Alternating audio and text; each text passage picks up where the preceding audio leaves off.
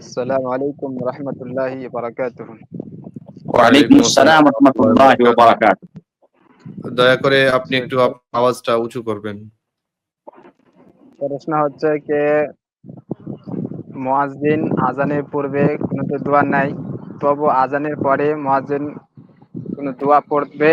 যেমন হাদিস আছে, মান সামিআন নিদা, যে ব্যক্তি আজান শুনবে জবাব দেবে, তাদের জন্য দুরূদ ইব্রাহিম আর আল্লাহুম্মা রাব্বা হাযিহি দাওয়াতি দোয়া আছে। তো মুয়াজ্জিনের লেগে খুব দোয়া আছে কি নেই, তো বিস্তারিত ভাবে বলবেন। জি, আযানের আযান শোনার পরে যে দোয়াটি, সেই দোয়াটি কার জন্য? মুয়াজ্জিনের জন্য না যারা শ্রবণ করবে তাদের জন্য? প্রথম কথা হলো যে যারা শ্রবণ করবে তাদের জন্য এটা দোয়া।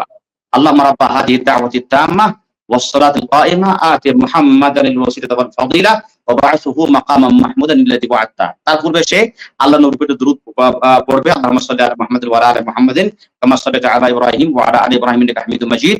আল্লাহুম্মা বারিক আলা মুহাম্মাদিন ওয়া আলা আলি মুহাম্মাদিন কামা বারাকতা আলা ইব্রাহিম ওয়া আলা আলি ইব্রাহিম ইন্নাকা হামিদুম মাজিদ। তারপরে এই দোয়াটা পড়বে।